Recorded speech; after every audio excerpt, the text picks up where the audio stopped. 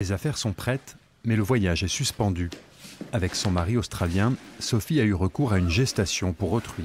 Je suis née avec une malformation congénitale qui s'appelle MRKH, qui touche une femme sur 5000. Et je suis née avec 2 ovaires, comme tout le monde, mais sans utérus. Donc on savait que depuis le départ, la GPA serait le seul moyen pour mon mari et moi d'avoir des enfants. En juillet dernier, Sophie se rend avec son mari en Ukraine, où la GPA est autorisée et encadrée. Le couple rencontre une mère porteuse. L'arrivée de leur enfant est prévue pour la fin du mois. Mais la jeune femme attend toujours le laissez-passer du ministère des Affaires étrangères français, l'autorisant à se rendre sur place. Son inquiétude grandit à mesure que le terme approche. La loi ukrainienne ne délivre des certificats de naissance pour les bébés uniquement sur la présence physique des 2 parents.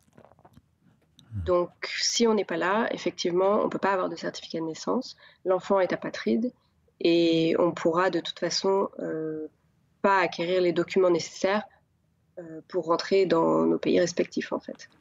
Un scénario auquel elle ne peut se résoudre.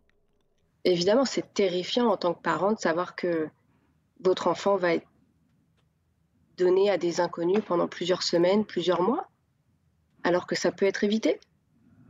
Mais vous imaginez aussi les conséquences psychiques pour des bébés, d'être laissé à la maternité pendant 2 mois, simplement nourri. C'est à la limite le traitement qu'on donne à des animaux, mais pas à des bébés en 2020, dans nos pays. Des dizaines de couples français et étrangers sont actuellement dans la même situation qu'elle. Certains sont pourtant parvenus à aller chercher leur enfant. On voit qu'il y a des laissez-passer, il y a quand même des gens qui circulent quand c'est vital.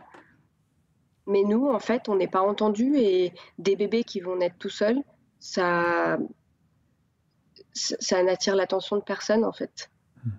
On a l'impression que monsieur l'ambassadeur ignore nos demandes, en fait. Sophie et son mari ont fait appel à un avocat et aux défenseurs des droits pour tenter de débloquer leur situation.